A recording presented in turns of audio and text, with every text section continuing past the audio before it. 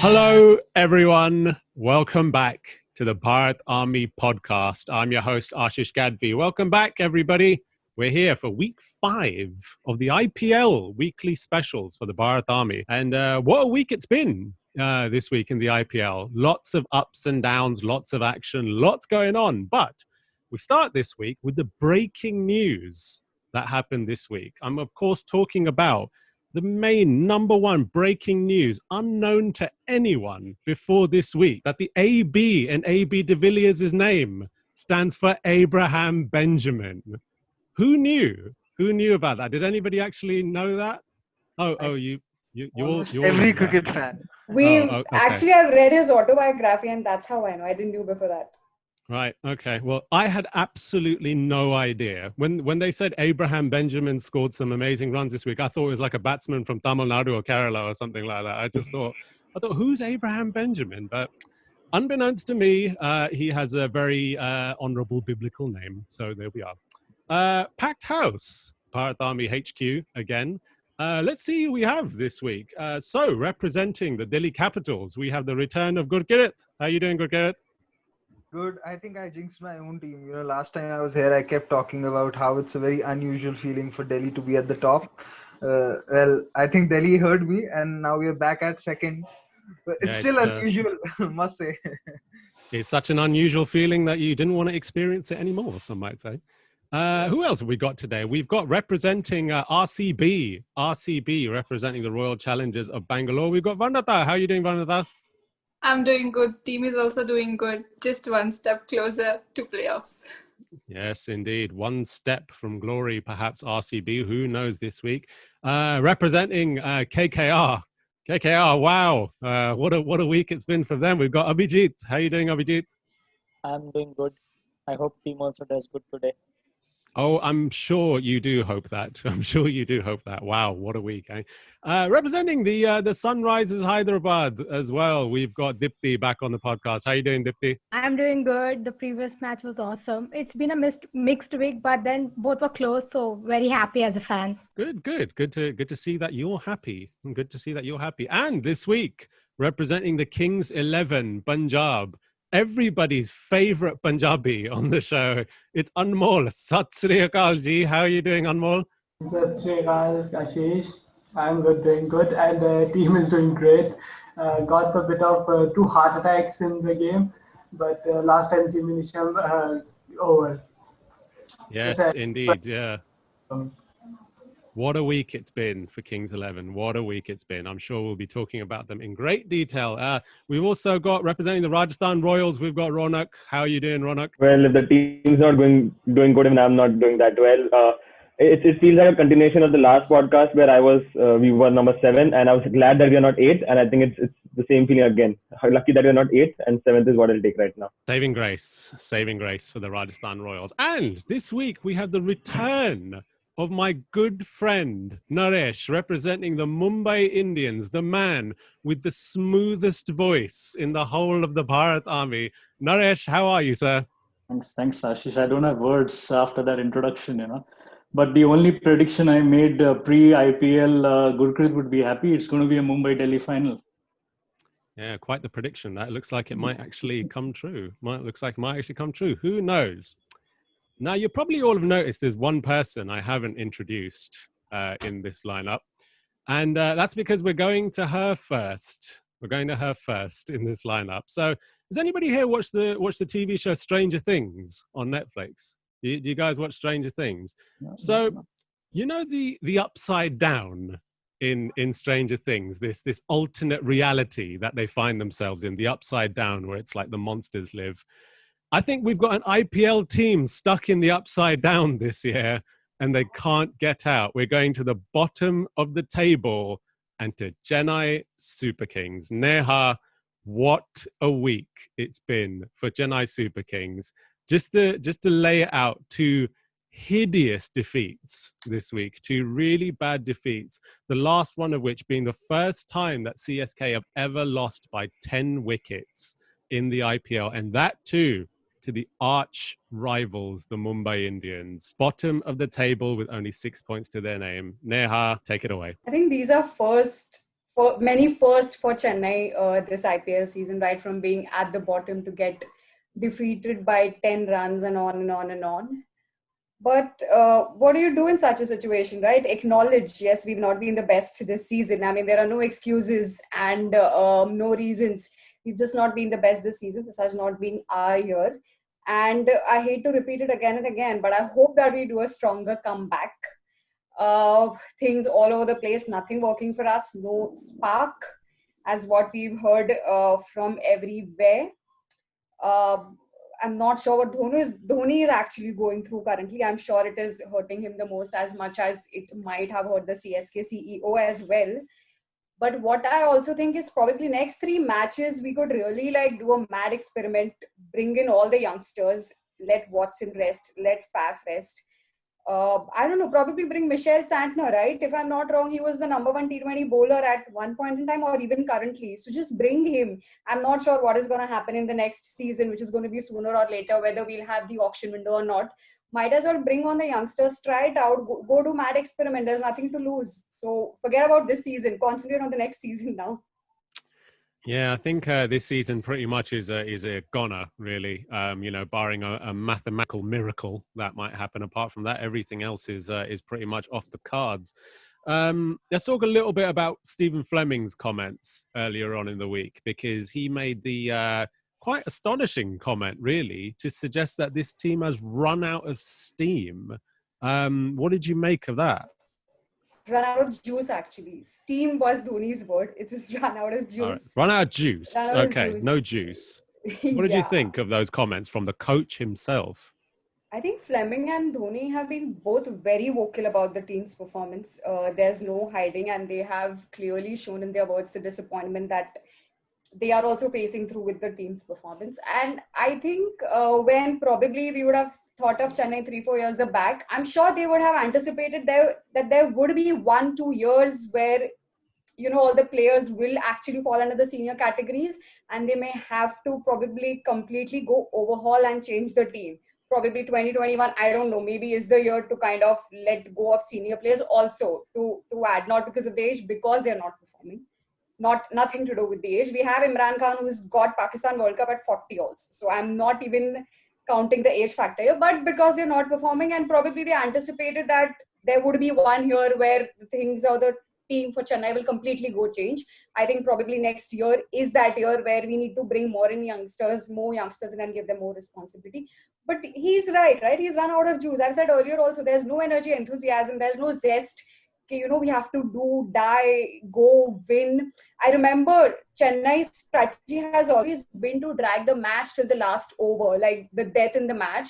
But this time, that's also not happening. I think they have just given up mentally in all aspects. Again, when you lose, you think of all the reasons. I don't know how the team has been impacted mentally. Maybe they had 2 players testing positive at the start of the tournament, then Raina Bhaji falling out of the team, probably got very less time to practice, to acclimatize to the conditions, could be one of the reasons. Now that the team is not performing well, I can think of all of these reasons only to back my team. Well, look, we're going to have to start this podcast opening up the floor to everybody. Once again, Chennai Super Kings, the talking point of this podcast per week. Let's go over to Gurkirat, hear your thoughts on what you think about CSK this year. You know what Neha just mentioned about, that the team running out of steam and Dhoni and Fleming being vocal. It took me back to, the time after the World Cup, the 2011 and the 2012 tours, the tours to England and Australia. And yesterday you heard Dhoni say, doesn't make a difference if you lose by 8 wickets or by 10 wickets. It was very reminiscent of his previous treatment when he came back to India and he said, when he was asked that which whitewash hurt more, the England one or the Australian one, and he gave a classic response that you die, it doesn't make a difference how you die. So that is and I felt it throughout this IPL that his body language has been sort of where he knows that there's not much he can do with. He knows he doesn't have the resources. He knows that his own batting is also not picking up, and the team, so he knows that it's very difficult for him to just conjure a turnaround, and that is just showing in the body language. And one can only hope, not just for CSK but for the quality of the tournament going forward and the good competition that we're used to seeing, that the team comes back stronger. It is never good to see one team struggle so much, be it CSK, the teams who have been constantly in the bottom half. Why you see there's a the sentiment towards a Delhi or a RCB doing well is because they've not done well for the last 11-12 years. So when they do well, even the neutral fans or the fans of other teams are like, okay, if this team does well, it's fine. They deserve that much. So that is why I say it's very, very important that whichever team does bad, should come back stronger in the next season. Just uplifts the quality of the whole tournament as well. Yeah, and I think just as all of us red-blooded Indians as well, it just hurts seeing Dhoni just down and out like this, doesn't it? Just seeing him just unhappy so much after every match. Ronak, what do you think about the current situation with CSK? Yeah. So firstly, I just want to extend your Stranger Things reference, wherein I would like to say that CSK haven't found their perfect 11 as of now. Hey, well done. So, to be honest, when CSK got back in 2018 and they picked out a relatively senior squad, everyone had said that, CSK will not do well and they would struggle to qualify for the playoffs. And if I just see the 3 years of 2018, 2019, 2020, they have had one championship, one final, and only once they have not been able to qualify. So for a side which was considered by people as a weak squad or a very senior squad, it is a fabulous achievement to at least come this far in the last 3 years after them getting banned. And I think any other team would want to be in CSK position wherein they have won 3 finals, come in 5 finals and lost, and just not come in playoffs once. So except maybe Mumbai, every other team would be envious of CSK's position. So I would just consider this as one year where things haven't worked for them, but there have been 10 years which have been very glorious for them. And moving ahead, some changes in the squad and try to get back that winning momentum again will be very important. So I wouldn't fret too much on this because I think this was expected at some point, and well, it has happened this year. Yeah, go on, Neha. I think 11 seasons, 10 playoffs, 8 qualifiers, one bad season cannot undermine the legacy of CSK. So I think one bad season is fine. I would agree with that. And, obviously going forward now, like you say, you've got to concentrate on next year or the year after, or whichever year we start to see CSK get back up. But, the team is quite old, obviously, and there's a lot of ingredients in there that need to be changed. So, Neha, obviously there's a lot of talk about the future plans now of CSK, what the plans are going forward. And the name Kane Williamson keeps coming up. Obviously, at the moment, he's in Sunrisers, and Sunrisers won't want to let go of him, I'm sure. But the idea of basically after the Dhoni era has ended with CSK, that the Kane Williamson era begins and then they structure the entire team around him, that seems to be like a plan which can get CSK back to former glory. I mean, to be frank, I don't see firstly any Indian player captaining CSK after Dhoni, because Dhoni has attached its name to CSK and there is no CSK without Dhoni. So even if Dhoni doesn't play in the next 1 or 2, I think he'll be attached to CSK team either as a mentor or coach or somewhere or the near. He won't leave CSK for sure. And coming back to Indian players, I don't see any Indian player fitting in that scheme of things where he can take the captaincy of CSK. I can actually only think of Kane Williamson currently. I place Dhoni, Kane, and there's one more player, if you guys know, Alistair Cook. I somehow find all these players in a very, very similar category. Of course, he's not a T20 player, he's a retired test player. But I think Kane is one who can really fit in the shoes, not fit in the shoes of Dhoni, but take over the next captaincy of CSK. SRH, please release him. You're not using him much. You have enough overseas players. Now it's time. We would want him. And again, as I don't know about the auctions this year, whether it's going to happen, not happen, whether April will be the next T20, next IPL again or not, we don't know. But if there are auctions, I'm sure we are going to release a lot of senior players. I think Watson won.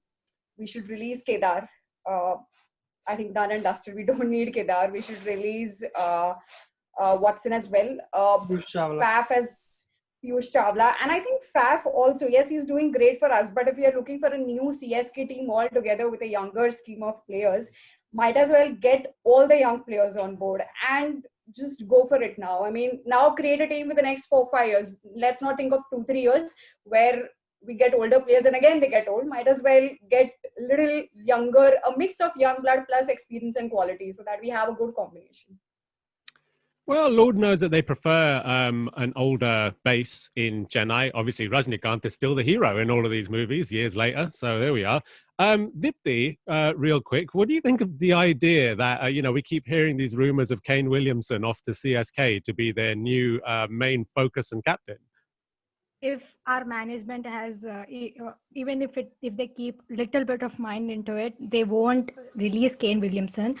Not because he might not be in the playing 11, but in the background, even if you see in 2016 season, he was giving in a lot of inputs to David Warner by standing on the, outside the field. So I don't think he's a player that our team will let go.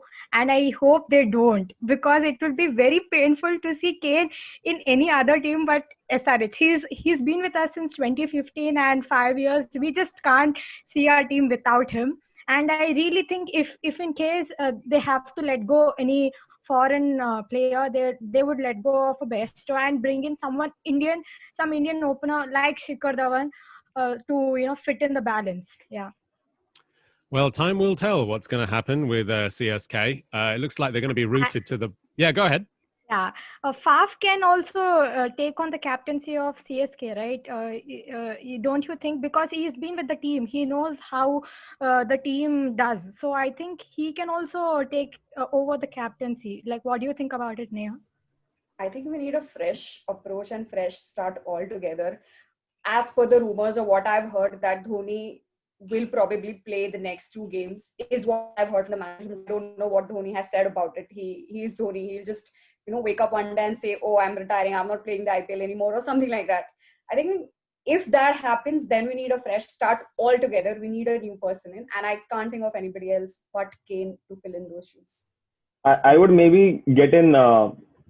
Bold choice maybe, but if Delhi releases Ashwin or does not retain him, I would maybe get Ashwin back, because he's been the local player for Chennai, and captaincy material maybe, because even if the SRH releases Kane, which I don't think is possible, there are Punjab and Rajasthan Royals who are also bidding, looking to get Kane in their team as well. So there'll be stiff competition there. So there's no guarantee that even if SRH releases Kane, that CSK will get him. So I would maybe look at everybody wants Kane. Everybody wants Kane, basically, is what you're saying. Well, I'll tell you what, we could stay here and talk about CSK all day, have an entire 3-hour podcast dedicated to the woes of CSK. But Neha, you've got some company at the bottom of the table. You've got your own cousin, Ronak, who I didn't even realize you guys were cousins until a while back. But number 7 in the table, Rajasthan Royals, Ronak. And what a week it's been. Obviously, you guys did beat CSK, although at the moment, like we say, I'm not sure what that's saying about a team now beating CSK at the moment.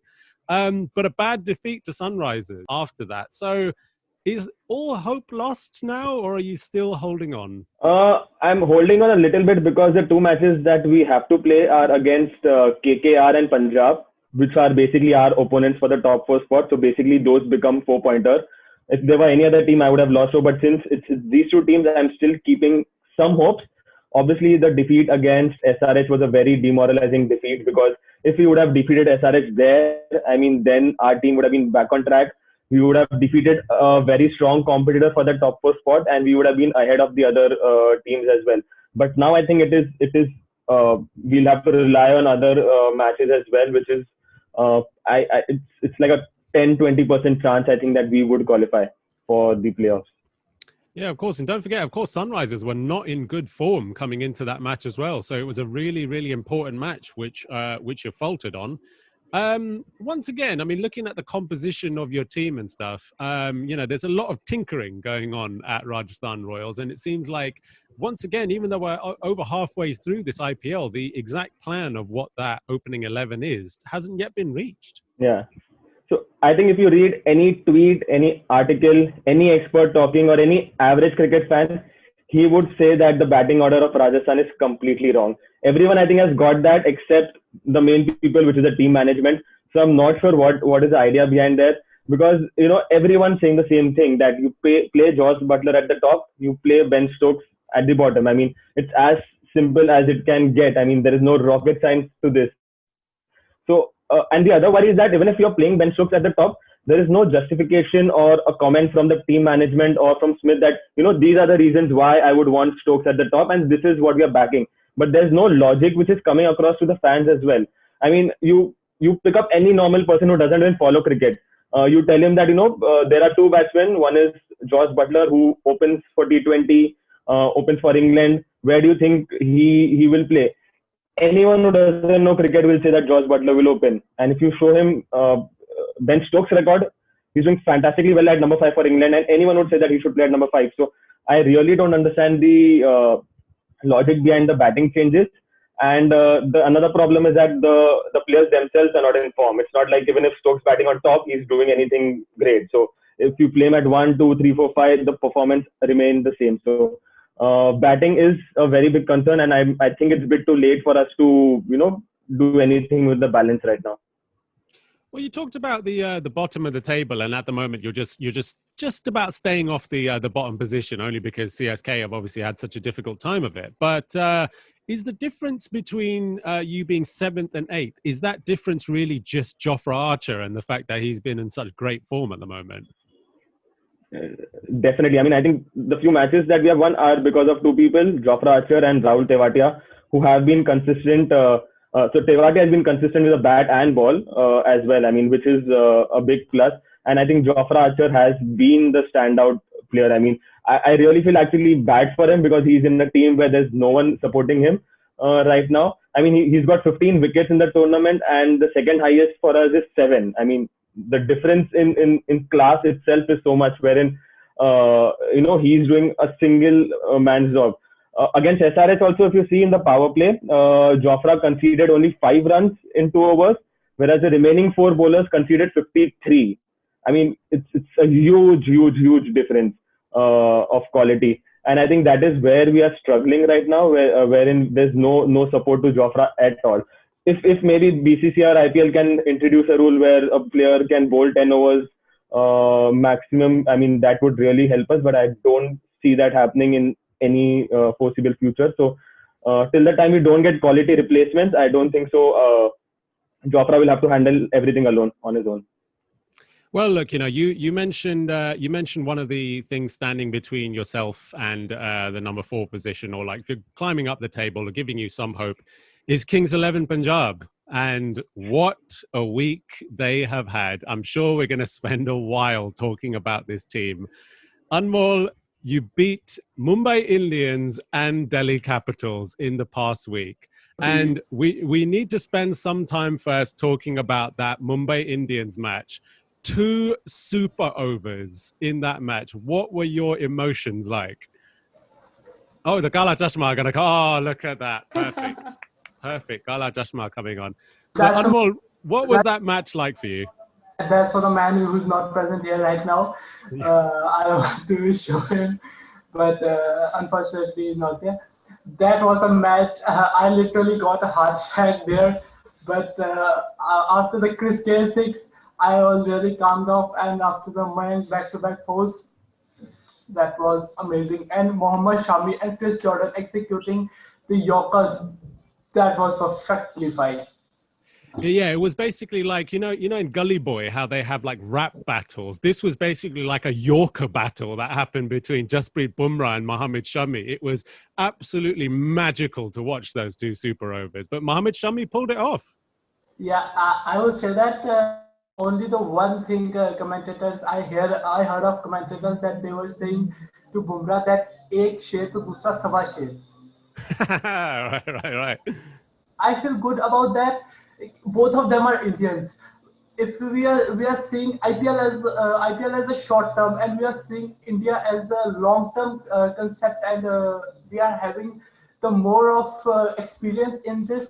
Jasprit Bumrah, and at the other end, Mohammad Shami executing the Yorkers, defending the opponents. Well, I'll tell you another person who at the moment in the Kings 11 team I think is an unsung hero at the moment, and that is Jonty Rhodes, because he has done something magnificent with the fielding of this team. Can we just take a moment to talk about Mayank Agarwal's save on the boundary that stopped the 6? It was one of the most incredible bits of fielding I've ever seen. And this is in the same IPL where we've already seen some incredible saves on the boundary from Kings 11. Yeah. I have said it previous podcast also that remember the name. It's Jonty Rhodes. He is the flying man, and if he is the coach of Kings 11, then you can expect some flying saves and blinders from the players. He's So very done most of thing for South Africa. I think he's from yeah, South South Africa. And I when they announced the coaches were that Jonty Rhodes and Anil Kumble. I am a big fan of both of them. Yep, two legends of the game. Yeah, we saw an amazing catch from, or amazing save from Nicholas Buran earlier on the tournament, and Mayank Agarwal added to that magnificent boundary fielding. So hope is there now, Anmol. Hope is there, and the Kings 11 are on the march. They're playing great cricket at the moment. They've defeated the top two teams in the tournament now. Fourth position now. What do you think about that fourth position? Do you think it's there for the taking? Yeah. We are now. I have said that hopes are alive, and they have done it. They have won 3 of 3, and the remaining 4 are left. We will win that 4 also if that performance from Gale 1 over 26 run, that performance from Puran, KL, Mayank executing Yorkers of Mohammad Shami, Arshdeep, young star, then we can definitely qualify for this. No problem for run rates. From past 2 years, we are having the problem of run rate qualifying from 14 points. Now, I think that we can qualify with 16 with that type of quality performance. Well, look, I'm gonna bring Naresh into the podcast for a minute, because obviously we talked about the Mumbai Indians match earlier on in the week, and that Yorker battle, the super overs. What did you make of that match earlier on? We're obviously going to talk about Mumbai Indians in much more depth earlier, but what did you make of just that fantastic match? It was a great spectacle. No, as you said, Bumrah and Shami probably displayed the best bowling, capability what Indians can do, and if you see this particular IPL, these power super overs are not getting many runs. If you see, the batsmen are actually failing. If you see all the power play super overs that have happened, but yeah.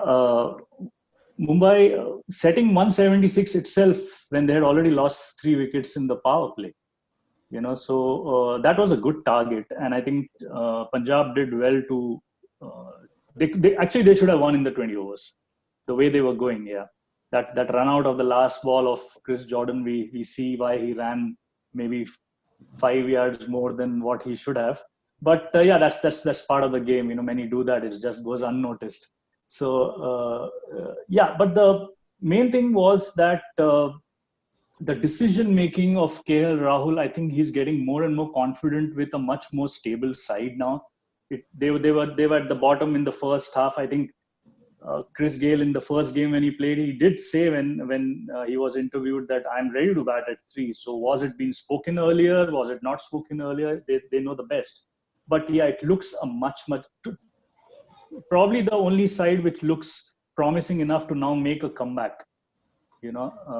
So obviously that particular super over, it could have gone anyway. And Mumbai, yeah, unfortunately, has been on the wrong side in both the super overs. Yeah, yeah, so something indeed. Something for Rohit Sharma to look at who are his specialist batsmen to go in and play in the super over. Yes, indeed. Gurkirat, obviously Delhi Capitals were the other team that Kings 11 defeated earlier on in the week. So what do you make of just this amazing resurgence that Kings 11 have had halfway through the tournament? I think for one, they've realized that they realize that whatever bowlers they are trying, whosoever they are getting in and getting out, they're not getting their bowling sorted. So what they have realized is that they will go in with a chasing mindset. They will try and cover up for whatever is weak in their 11 with their batting, because if they're batting second, they have the batting resources to chase down whatever they have.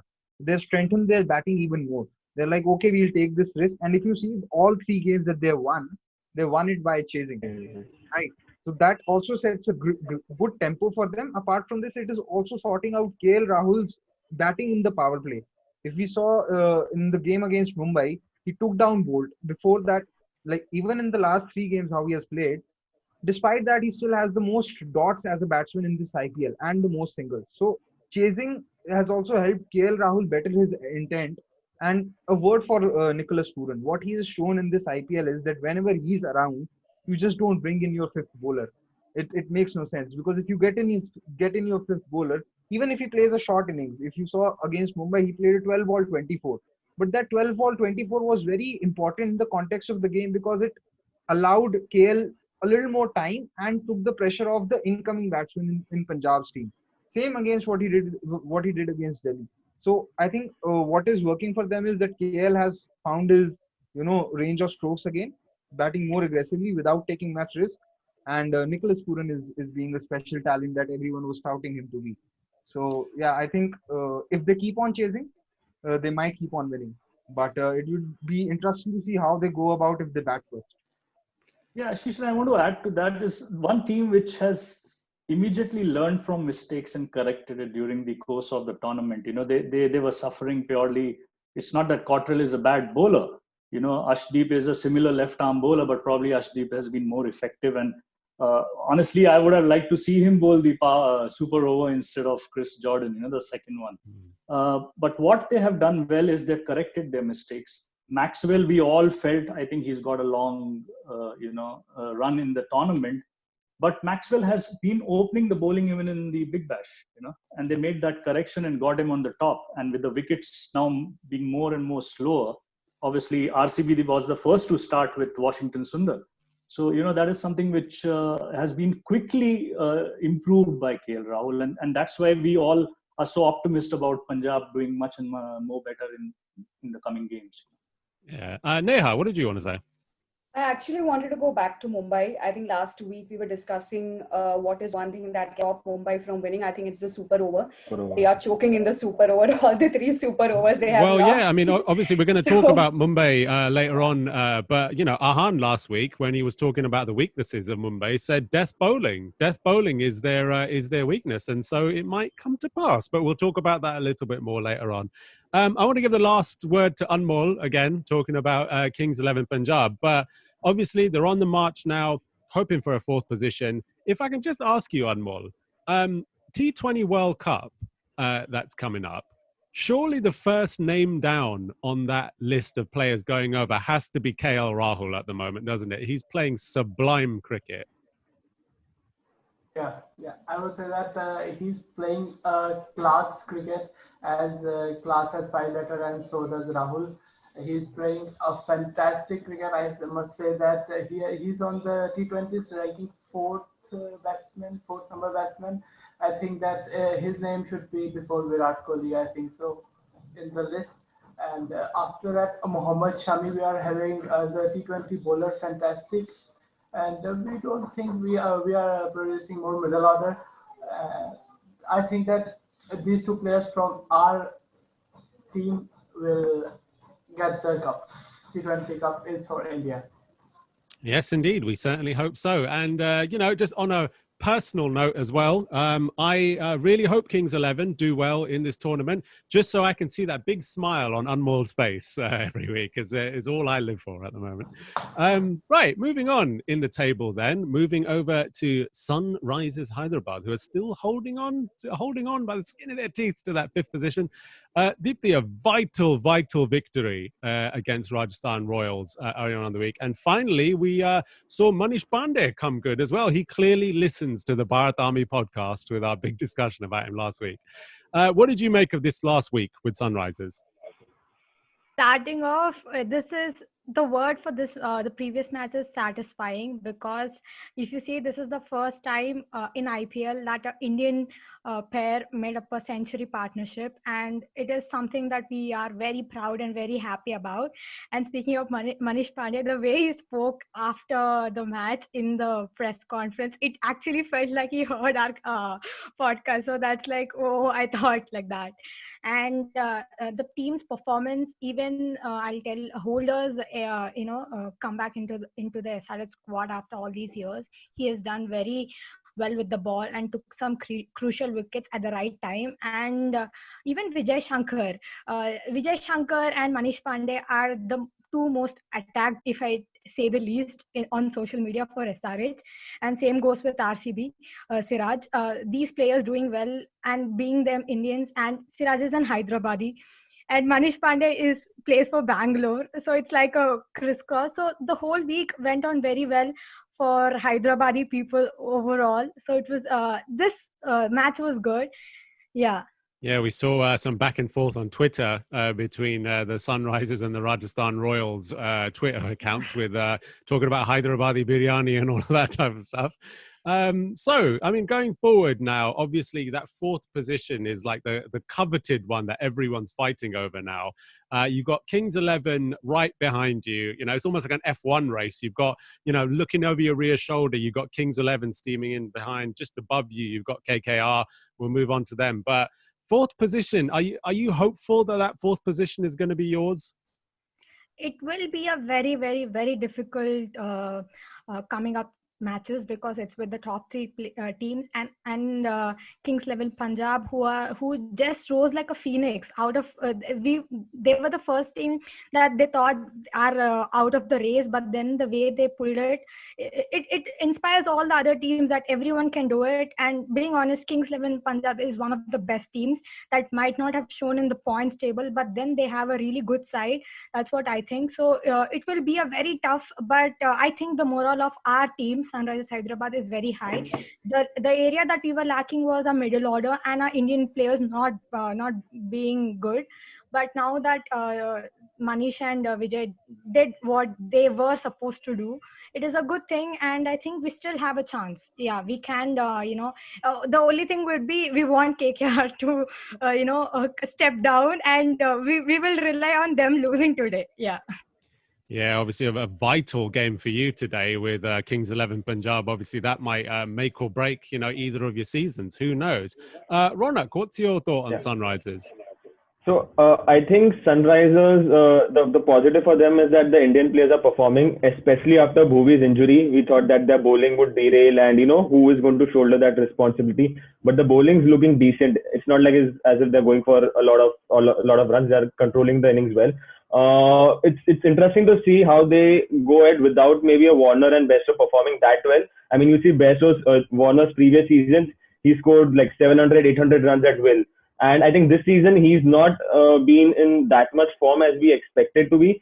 Maybe he's keeping the best for the crunch moment. So if these two fire, I think Hyderabad has the advantage.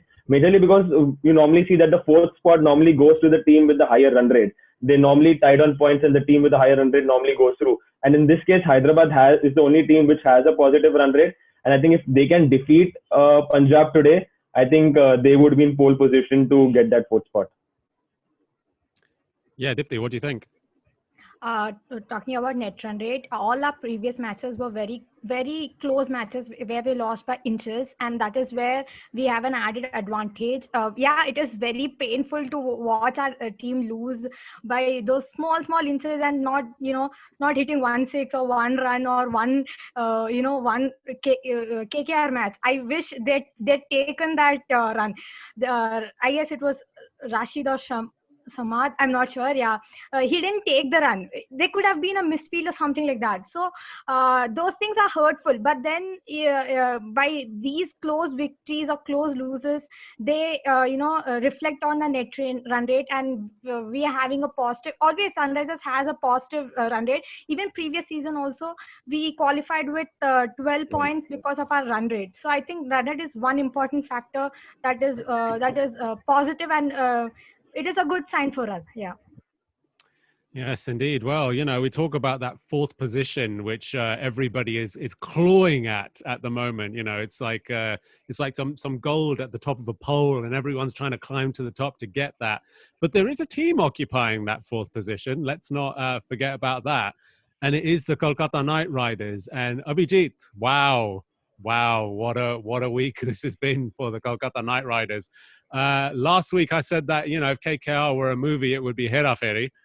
This week I think the movie is Awara Pagal Diwana. Wow, 84 runs is all that KKR mustered in their last match. You said that there's no need to hit the panic button yet. Is it time to hit the panic button now? It depends upon how they perform today, because at the moment we are not depending upon any other team's result to get into the playoffs. We win all our matches. We might be a contender for top 2 as well. If we win 3 as well with 16 points, we can qualify easily. But yes, panic button in terms of team selection, approaching the game, all those things. Yes, there is a panic. But in terms of stable, we are still stable, not depending upon any other team. I mean, there are a lot of worry for KKR at the moment, despite being at the fourth position. The teams look completely scattered at the moment, and without Narin and Russell, this team looks nothing. I mean, they are playing 20 overs till 84 and all sort of. I mean, that was not our day.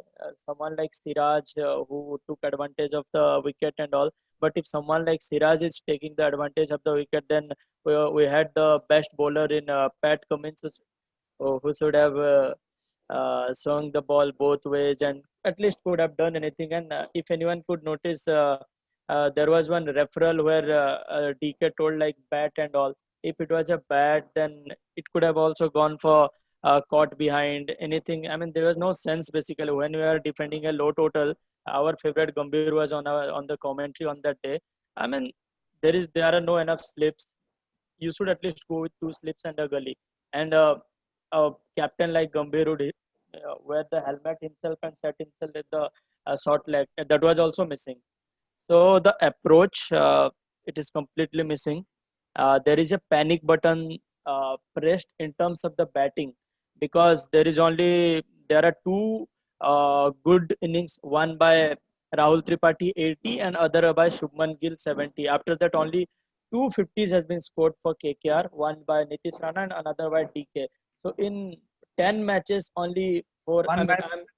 I'm removing Cummins. I'm removing Cummins because it's like a insurance. Everybody's paying. Bonus. Yeah, so if the batsman has scored only that much, that's to when Rahul Tripathi scored 80. Rest, I think second highest score was 17 by Cummins and Narin. So at the moment, our batting is completely out of shape. They are not clicking as a unit, and looks like I might need to bat also. Oh, he's got it ready. Yeah, I mean, this is I'm practicing a lot. See, because KKR was not like this before. If you take individual batsmen, all are match winner in their capacity. They are making as a whole. There is no change. It looks like today they should take a bold decision, like maybe drop Rana and bring this lad or someone. But even as a fan, because no matter how much you guys told about the captaincy change, we all discussed, all media, all experts, but still the approach was same. Not bringing in Loki in the last match while waiting for Finch to settle in, it does not make sense. And one most thing, as an Indian cricket fan, that is the real. I mean, it is disheartening to see they are underutilizing Kuldeep Yadav at the moment. On the other hand, RCB has turned Yuzvendra Chahal into a complete match winner. And here Kuldeep Yadav is not even getting to bowl the last over with 18 to defend. And they are going with 50% fit, maybe spin bowling Andre Russell. Like that's what it's completely confusing at the moment. But the positive is we are sitting with 10 points. If we win all 4, we'll be in 18. Even if we win 3, we'll be in 16. And even if we win 2, it's 14 is a good number, and we have all the chances with us to qualify for the playoffs. Well, last week we talked about Surya Kumar Yadav being one of the uncapped players for India, who's obviously been in amazing form. Along with Surya Kumar Yadav, everybody talks about Nitish Rana and, talks about those two basically being the best 2 uncapped batsmen. But, they both kind of gone in separate directions, it feels, in this tournament. What's going on with Nitish Rana's form? I think he's one player who gets starts, and if you have seen his trend in earlier seasons also, he always used to get the orange cap in first 3 or 4 matches. After that, he would give away to some other player. In the second half of the season, his form will dip. This year, what has happened, with all due respect, he has got some good deliveries. In the last match, the in-swinging one, he got bowled. I mean, it could have, even someone like Virat Kohli would have faced it. He would have get it difficult to face those kind of deliveries. He has got good deliveries, but given the role, he is our number 3, but he has played like an opener. There is Shubman Gill, only the batsman as an opener who is settled. Other opener is not doing their job. Yes, he is one of our concern, and I won't be surprised if KKR drops him today. But he is getting good starts, and he should have converted those into good high scores in initial matches, so that he could have built one confidence and could have carried on in the later of the tournament. Gurkirat, what do you make of KKR and their bid to hold on to this 4th position? There are two things. One is, on like he said, that Kuldeep not being given an over. I think that was affected by the previous game where Akshar got hit for 17 against CSK. But I still think there's not Jadeja, sorry. But I still think there's a lot of difference in quality between a Kuldeep and a Jadeja. Kuldeep knows how to vary his pace, while Jadeja in limited overs doesn't vary it at all. Secondly, one game was in Sharjah, the other was in Abu Dhabi, and Abu Dhabi has, I think, the biggest square boundaries. So they should have definitely given that over to Kuldeep. Secondly, how he said a 50% fit Andre Russell. I think how KKR has been using Andre Russell over the years is how any Indian family uses a toothpaste. You just keep squeezing it out unless the whole tube gives it away. So I think they really need to look at how they are managing Russell. I, for one, don't understand that why is Russell fielding at the boundary? When you know he's so injury prone, once the power play is done, just keep him in the circle. Why are you having him at the boundary and risking him? That is one. The other, I think, although Gill is scoring runs, but he's, not getting that scrutiny which he should do, because he's not getting off to a quick start in the power play. A lot of times when the power play is finished, he's on 18 of 20 balls, 19 of 20 balls, sometimes 21 of 22 balls. So he's also creating a sort of pressure on the middle order. That is the issue, I think. Although I'm not saying that Rana is doing well, but I think just because Rana and other people are failing more, Gill is not getting the scrutiny which his role should also get. So these are the two things that I wanted to mention. And I think I completely agree with Abhijit that Siddesh Lad needs to be there. He played one game for MI last season, and although he got out early, but he showed he had the right intent. He just went after it from ball one. And I think they need that impetus at the top, because if you're going to be 2 or 3 down inside the power play with just 30, 25, 30 odd or 25 on the board, you're not going to win a lot of games. Let's hear from Neha real quick. I was actually getting back to the Kuldeep Yadav topic, as Abhijit is mentioning that, KKR is not using him well or not using him in the 19th over. But I don't think he can do what Chahal is doing for RCB. You guys really can do that? I don't think so. No, I agree. There's a difference in quality between. He can't do that for KKR. That is true, but he would have still been a better option, I feel, than a half-fit Russell, just bowling in and trotting along. And he started off with a no ball. He started off with a no ball, which is a crime, right? Even India has given enough chances to Rohit Sharma when he was failing. KKR given, if you remember 2014-15, Yusuf Pathan was also squeezed to whatever. Even to play him, Devabrata Das used to keep wickets for KKR at that time.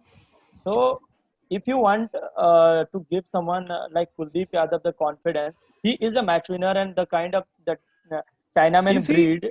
Is he a match winner? Yeah, I still feel, because so if Varun Chakravarti, who is an experienced, can do so well despite being so much inexperienced, so why not you are showing faith in Kuldeep Yadav at the moment? Who else is there? There is only one other guy, who is Siddharth Manivanam, who is yet unknown and completely unexplored.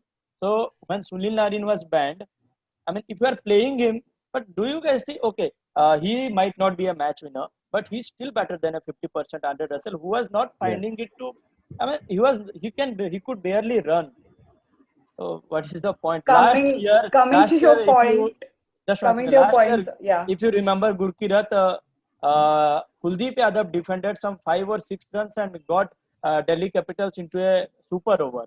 Yes, I remember. But that was more to do with Hanuma Vihari's brain fit, if you ask me. But still, I mean, why so? No, why you are showing so much insecurities? Why are you giving so much insecurity to an Indian player? He is the only one in the Indian playing extra at the moment. although I agree that he would have been a better option than a half-fit Andre Russell, but I agree with Neha as well. There's a difference in quality between a Chahal and a Kuldeep, and I think that difference is primarily because of the pace at which Chahal bowls. Kuldeep, because his pace is not in the 90 or 100 kilometer per hour range, and it's more in the 75 to 85, batsmen are able to play him off the pitch, which is not the case with Chahal. And Chahal, with his new developed googly, which he also doesn't overuse like how Shreyas Gopal does it, it's a very good variation. So that is where I think the difference in quality is. If Kuldeep is able to bring up his pace by say 5 kilometers or something, then I think we'll see more of Kuldeep doing what Chahal is doing right now. Also, at the end of the day, the fact that the captain of the management gave that over to a 50% fit Russell rather than Kuldeep says a lot about probably what they want. Naresh, the last time me and you were on a podcast together, we were talking about the India-Pakistan match in our World Cup Rewind series from the last World Cup. And of course, in that match, we saw one of Kuldeep Yadav's greatest moments where he bowled Babar Azam. So he has that quality in him, but it just doesn't seem to be coming out at the moment for KKR. If I just talk about KKR, is there too much of dependency on how Sunil Narine and Russell would perform? Was the team revolving around them? That's the first question. And they both have been disappointing this season, especially with the fitness also. If Sunil Narine is being considered as a bowler, then you need to replace him with Kuldeep Yadav. Depends on what the management is considering him as. And that's the question coming in. You need to have your top 3 batsmen as specialized batsmen in any format of cricket. And KKR, CSK, and Rajasthan Royals have struggled with that this season. Your top 3 have to be your best proven batsmen. Sunil Narine was always opening for KKR, 20-30 max, play out the power play, but that hasn't done well for KKR. And as Gurpreet says, Shubman Gill is not getting scrutinized because of that. Whereas Shubman Gill has technical flaws similar to what Prithvi Shaw is facing. Well, yeah, we absolutely ripped into Prithvi Shaw last week. Obviously Shubman Gill not quite having that bad in IPL. But Abhijit, let's give the last word to you on KKR then. As I said earlier also, our fate is still in our hand. KKR one good performance in the batting order, if they fix the batting order and one good performance, that confidence and that momentum, they can take it into the playoffs and they can do well. So I mentioned in the last podcast as well, the retrospective has to be done. Some bold decisions has to be taken, and just one good match, and with all the batsmen roles defined, and that's it. Because all the matches that we have won are because of our bowling. That's it. Well, I'll tell you what, that 4th position is this coveted role that everyone's kind of clawing at. Like I said, all of the teams are going for that 4th position. We've obviously got Delhi and Mumbai fighting over their supremacy in the top position. However, there's one team just quietly going about their business like a bunch of builders, just slowly demolishing a building one by one, taking the bricks apart. I'm talking about, of course, RCB, Royal Challengers Bangalore. And I said about Mumbai Indians a few weeks ago that I use these 3 words: clinical, professional, and ruthless. I mean, that is basically what I would say to summarize RCB in this last week. Varnata, what an incredible week it's been for RCB. 2 fantastic victories. First of all, RCB fans should take a deep breath. Like from past years, we have been counting, okay, which team is going to win, which team is going to lose, then RCB can go into the playoffs. So this season, it's like a quiet, slowly. And now we are fighting for the top 2 positions.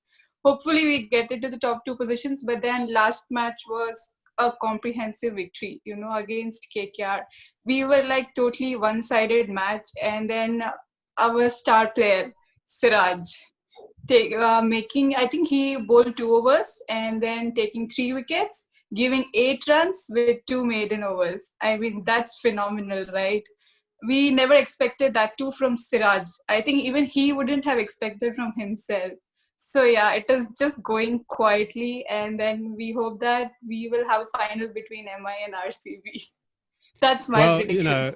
Well, that's a good prediction. I mean, we talked about CSK being stuck in the upside down. I mean, it looks like Mohamed Siraj had just come out of the upside down and he's been stuck in there all of these years. I've never seen Mohamed Siraj bowl that well in his entire career. I don't even think he's seen himself bowl that well. What an incredible bowling performance that was. You've also got some batsmen, some guy called Abraham Benjamin, who I never heard of. De Villiers is in an absolute league of his own at the moment. And, you know, we talk about Fab Four and all of this type of thing. It's only because he doesn't play international cricket anymore that people aren't talking about him in the Fab Four, but he's still got it. He's still got it. He hits like in the 360 way, here, there, like the next ball, if you just do like this, it will be there, and then here, and then there. So he is just phenomenal, and I think we are reading, like, because of AB de Villiers and Virat Kohli, we used to say this, but then now Chahal is a match winner. You see, Siraj used to leak runs in the previous matches, and he was trolled so much for that, but again, he's doing good. Then we have Sundar. Like, everybody is just giving, their performance in a right way. And as Kohli says after every match, that, we are learning from our mistakes and just moving ahead. And that's what we want now. We don't want any XYZ, strategy to, have some testing within the match and then, spoil the match like the RCB versus KXIP, getting AB de Villiers at the 6th position. We really don't want all of that. We just want to go to playoffs and then to the finals, and hopefully we get into top 2 so that we get 2 chances. Even if we lose the first one, we get the second chance, and then finally we can go into the finals. Well, I asked the question about Mumbai Indians. Do they have the momentum to carry on their run of form that they had in the beginning of the tournament all the way till the end? But RCB, it looks like they might be timing themselves to perfection, I think, because they are carrying that momentum through to now what looks like the latter half of the tournament, Varnata. Yes, they're carrying but in middle it just got spoiled. But then again, I want them to carry that momentum of winning the matches and learning from their mistakes and just go ahead and, play, how they are capable of. Not that, to prove somebody, I can do this. Just play as a team and, win that match. That's what we all want right now. And, it's such a relief for every RCB fan right now. I'm like, I just cannot put that into the words. But yeah, we are so happy this year. And we were expecting that 2020 can be our year. Let's hope. Yeah, is this the year that the curse gets reversed? Let's speak to a few other people. Dipti, what do you think about RCB? Before going to RCB, I want to talk about one thing, that is Virat Kohli's captaincy. There's been a lot of debate about him being good or no, and in the previous podcast with Isha there was a debate about should it be given to AB de Villiers or no. But then if you look into the previous match against KKR, you see that there has been a lot of captaincy play going into it, and because of that, even Chahal himself and Siraj himself told that he didn't know that he was going to get the ball. So that's how in Hyderabadi terms he told it in the press conference, "Miya tum ball karo bolke." So we have to, this is an answer to all those people who think that Kohli isn't a good captain. So I totally, stand against it, and this is what Kohli is if he has a good team to play with. Yeah, Neha. This is to all the people who doubt Virat Kohli. Neha, how could you, Neha? Yeah, because he never won the cup for us, and my contention was more on having different rules for different players. He may be, and he is a great captain when it comes to Team India or whatever. But the fact says, the rule book says he's not won any titles for RCB. So I never doubted his captaincy. My contention was more on the rules that we're having different for different players, and also that if you're a good captain at the India team level, does not necessarily make you a great captain at the IPL level, especially when you've not won any cups in the last 12 years. And I still stand by it.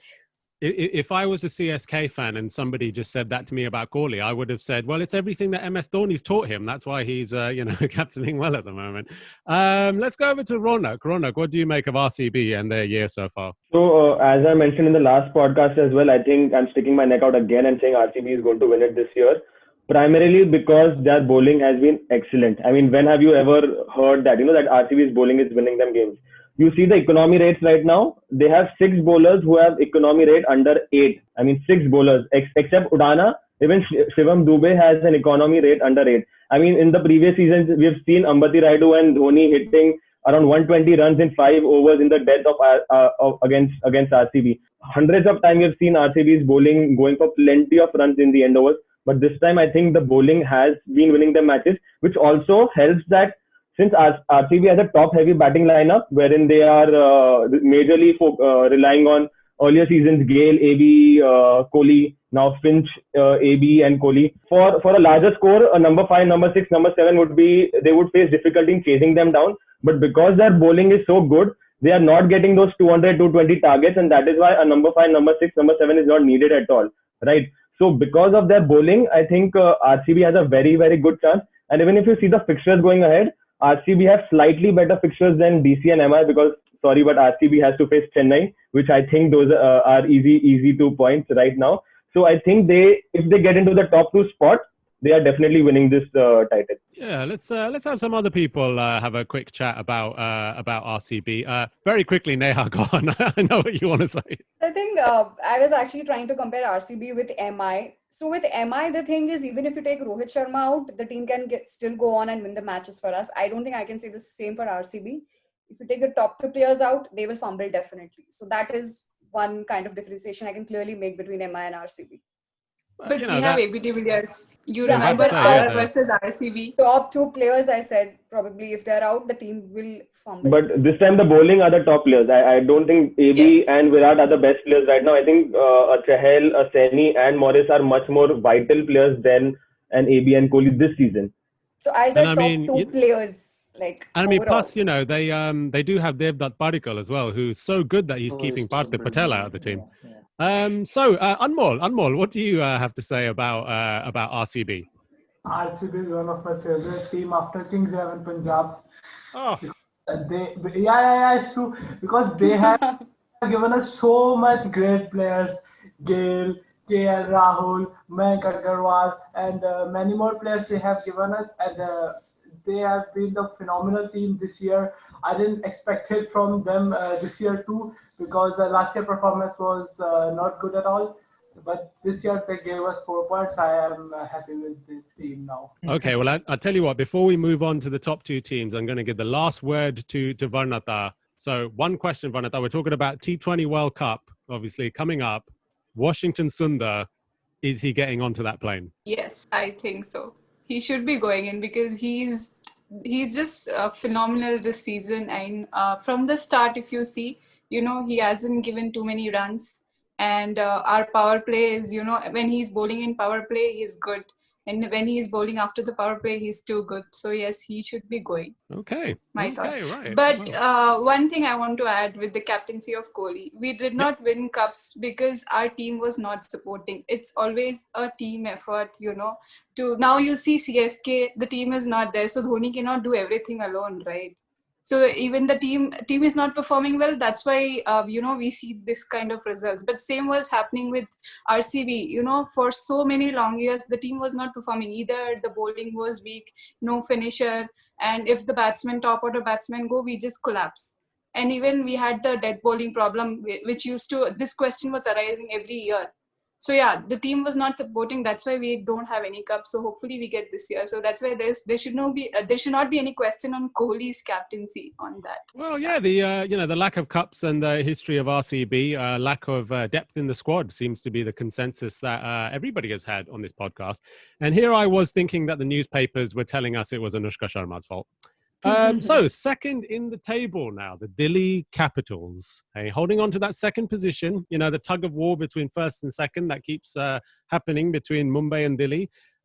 Momentum, Gurkirit, is a word that I keep using in a tournament. Momentum is important. Quite a bad loss to Kings 11, though. Quite a bad loss in the week. So what do you make of this last week for Delhi Capitals? An opportunity lost, honestly. Could have consolidated on the position. Because it was 7, because Delhi was on top after MI lost. So MI had lost 3 games, Delhi had lost 2. So definitely an opportunity lost. But I think you need to give credit where it's due. Shami and Arshdeep in the last 3 overs were brilliant. At the end of 17 overs, Delhi were 140 for 3 and could only end with 164. So you have to give credit where it's due. Also, I think that was the first game where Delhi tactically got their bowling plans wrong. Very wrong, yeah. When you know that R. Ashwin has had a head-to-head of getting Chris Gayle out 5 times, when you got KL Rahul out in the third over, he should have been there in the fourth over. If not the fourth, he should have been there in the fifth over. Gayle, people may talk, that he's aging, he struggles, but he's also a very, very smart batsman, just like Pollard. He knows which bowlers to target. Once he saw that Tushar Deshpande was on, he just went after it. And that 1 over made the difference. And then after Pooran came in, again the ball was going to given to Tushar Deshpande. I won't blame him because he's clearly not experienced. I'd say tactically we were wrong that day because you don't bowl your fifth bowler to such batsmen. But I still think one huge positive, and I think the last time I was here on the podcast, I said that Dhawan needs to get going. Dhawan needs to pick up his intent, and I think he also heard this podcast. 4 consecutive. Well, do you think it's fair to say in that match against Kings 11 that if not for Shikhar Dhawan, it could have been quite a severe, embarrassing defeat if not for him? Oh, yes, without a doubt. The match could have ended in 15 overs, and it could have given a huge dent to the net run rate. But quite a few. I'd say surprising things have happened in the last week. No one would have thought that Shikhar would be the first player to score 2 consecutive hundreds. Siraj would be the first player to bowl 2 consecutive maidens. And, again, going back to CSK, that they will not qualify. Quite a lot of surprising things have happened. And news has just come in that Prithvi Shaw has been dropped. How a lot of people were saying. I'm not sure how good that move is because I still think that, the stars that he has provided so far, he can do better than what Rahane would do. But I hope I'm proving wrong again. Let's see how today's game goes because if we don't win today's game, we are going to put pressure on us because out of the next 3 games, 2 are against MI and RCB. And they would also, be coming in full strength because they would also like to secure the top 2. So today's game is really, really important in terms of, like you say, building momentum as well. Because also another thing that I purely believe in, the shorter the game gets, the bigger the impact of momentum begins. In a test match, the momentum doesn't matter that much because there are consistent breaks. You have the time to come back. But in T20, 1 over is just all it takes, and then things just spiraling out of hand. So yeah, a little nervous for today's game, but hopefully it goes well. Well, yeah, the Delhi Capitals management, along with Manish Pandey, clearly big listeners to the Bharat Army podcast. Like, share, subscribe, everybody. Again, you mentioned today's game against KKR, which obviously is a match which they are going to want to win at all costs, really, because, like I said, they've looked in the rearview mirror and they've seen two Mercedes-Benz following them. So how are you going to be able to stop that team who really, really desperately want to win? Another thing that I want to add, this match is in Abu Dhabi and Delhi has played 2 games in Abu Dhabi and lost both. So that adds to the nervousness. But as far as the head-to-head with KKR is concerned, I think in the last 4 games, Delhi has beaten them all 4 times, one of them being a super over last year. So in terms of matchup and in terms of strategy, I still feel Delhi has the upper hand. With the express pace that Delhi has, I think it would be enough to trouble the middle order. But, you write off any team in the IPL on your own peril. I mean, you just don't do that. The day you do it, you get beaten and bitten very, very hard. So although I'm hopeful, but still have to be wary of match winners that KKR has, without a doubt. Indeed. Abhijit, for that match today, how are you going to be able to tackle DC, who have been having such a great series this year? First of all, I would look at my team's performance. I'd look to have a solid batting from our team. And then maybe once we are done with our batting, because we are batting first, then maybe early wickets and some really good bowling in the power play, and then definitely where we can win this one. Yes, indeed, yeah. Well, and with that takes us to the top of the table, right to the very top, the cherry on the pie, and that takes us to Naresh with the Mumbai Indians. Strange week, just like DC. Strange week for MI as well this year. Lost obviously to Kings 11 in that match that we talked about. with the 2 super overs and absolutely thrashed CSK yesterday. So Naresh, let's start with the super over game against Kings 11. Death bowling might be the key to defeating Mumbai Indians, who otherwise have looked unstoppable this year. Yeah, but if you see, they have improved of how the first half has gone. Even against Delhi, after that run out of Stoinis, it was only 35 runs in 4 overs, Bumrah and Bolt together. They are pairing up well now, what we saw in the first half. Obviously, Bumrah, if he gets a good start, a wicket in the first over, he's really a difficult bowler to play, because honestly, everyone watches out for Bumrah. Every batsman wants to, play him out. But if he has a bad day, the batsman is more confident that the attack is against Mumbai. But one good change, we see Cotton Isle coming in for Pattinson. I think he's much more economical in this format. The wickets are slower. His variation helps a lot. So I would say that issue has been addressed, except the super over issue. But death bowling in the last few games have been much, much better than what it was in the first half. Other very good thing to see on the bowling front is Krunal Pandya controlling his pace. In the first half, he was bowling more like a left-arm fast bowler, in a shorter run-up. He was just trying to bowl too fast off the wicket and ended up giving a lot of wides also. So he's bowling like a left-arm spinner, slow off the air, which is good. And he's been brought into the power play more regularly now. And so is Rahul Chahar, giving more air, definitely learning from how Chahal has been bowling. So there has been an improvement, if you see, compared to the first half. Wickets getting slower, play as per that requirement, bowl as per that requirement. So that's very steady. And Kieron Pollard is adding up as a good 6th bowler. He had a wonderful CPL, definitely led the team. Hardik Pandya, because of injury, he's a mystery, not bowling at all. We don't know what's the scene when it comes to the selection for Australia. But I think it's a very well-settled team. Unless there's an injury to any of the bowlers. We see Bumrah being fit enough. He's played 10 games. And he looks very different when he opens with the new ball. That's one change which Rohit Sharma brought in well. So I think it's they're addressing that area well as per the games are progressing. And for you're still talking about minimum requirements for this year. Are you still expecting that the minimum requirement for this team is still to lift the trophy this year? There's this bit of beliefs. They won only odd years. That's the only thing keeping them. But that's why I predicted only up to a Mumbai-Delhi final. I didn't go a step ahead. But yeah, the kind of game they played yesterday, anything can happen. Of course, yeah. Well, Mumbai Indians, looking strong. Ronak, they're looking very strong. Yeah, I think Mumbai is obviously doing very well. And I think one player who goes under the radar is Quinton de Kock. I think he's performed exceptionally well for Mumbai. I think he's the 4th or 5th highest run scorer of the IPL so far. And I think he's just quietly delivering those opening performances. Even yesterday when Rohit Sharma wasn't there, I think his game hasn't changed a bit. So we all talk about the Bumrahs and the Pollard, but I think Quinton de Kock's performance has been a big plus for Mumbai Indians. However, I feel that the next 4 matches are extremely crucial for Mumbai more than any other team, because they have to play Delhi and RCB. And if they don't, if they don't win those games against the top teams, there is a small chance that they go to number 3, because unlike other teams, it's a 3-way battle right now for the top 2 spot. And Mumbai obviously are the favorites to reach 1 and 2, but in case they don't, if they reach number 3, I think that's the only way that they won't win the tournament this year. Yeah, good.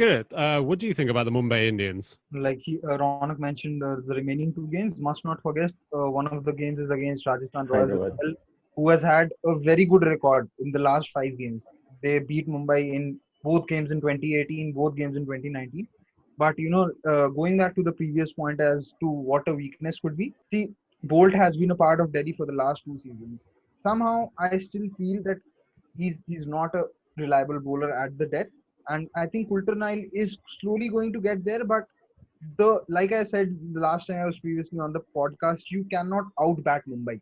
That is impossible with Krunal Pandya coming in at 7 and with Coulter Nile coming in at 8. So outbatting them is next to impossible. You can only outbowl them, and the out bowling can only be done if your bowlers, perform better. You have the right matchups. You have two extra spaces to, trouble that middle order, and you have a good leg spinner or left arm spinner who can, trouble the right handers. Because we've seen with Rohit, Surya, as well as Hardik, that not necessarily Hardik, but with other Indian batsmen, that against left arm spin they struggle a little. So that is one way it can be done. Yes, And adding to Naresh's point about Krunal, I think he's him and Washington Sundar. I think they are the two best defensive spinners. They are two spinners who can actually bowl at the death as well. Especially because of the pace they bowl at. And with Krunal, sometimes nailing his Yorkers, he nails Yorkers better than a lot of pacers in this IPL. So I think that's also a very good quality and an attribute to have. Yeah, Naresh, go ahead.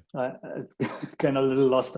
Surya Kumar Yadav, he's going to play a big role in the next few games. Number 3, probably very underrated. I don't know why still he is not in the India colours. But yeah, that's going to be a big difference going ahead for Mumbai. Other aspect is that out of the 10 games, it's only 2 games where they have played out power play with the openers. They have been losing a wicket in the power play. Though they have the remaining 5 or 6 to come in who can, especially against, I think it was against Delhi where they lost 3 in the power play, but they went on to score. Sorry, against Punjab. They lost 3, but they went on to score 176, which is still a very good total in current conditions, But yeah, that area still is something which Mumbai would like to see well handled because in the first 4 games, Quinton de Kock was little tentative purely because the opposition was getting a spinner in the power play, knowing that South African would suffer or struggle rather, and Washington Sundar was the first to get him out. But that unfortunate rare drop catch by Manish Pandey against Hyderabad got him a 50, and from there on, he hasn't looked back. So, Naresh, I want to ask you real quick. Obviously, we've been talking about the Indian national team quite a bit on this podcast, actually, the T20 World Cup and who's going and stuff. Obviously, Chahal looks like he's set as our leg spinner. We obviously have talked about wicket keepers to no end on this podcast, but Ishan Kishan and Rahul Chahar, how far away do you think they are from being in contention for the Indian team? Ishan Kishan actually is a wicketkeeper batsman. He hasn't kept this season. It's going to be tough for Rishabh Pant. Ishan Kishan would give. And, there are definitely talks about what we saw early in the year, KL Rahul keeping with the white ball. And I think Virat Kohli may go with that same plan. So we may not see Rishabh Pant in the white ball cricket, and that's fair. You need that little specialization on how Ishan Sharma is being used in bowling.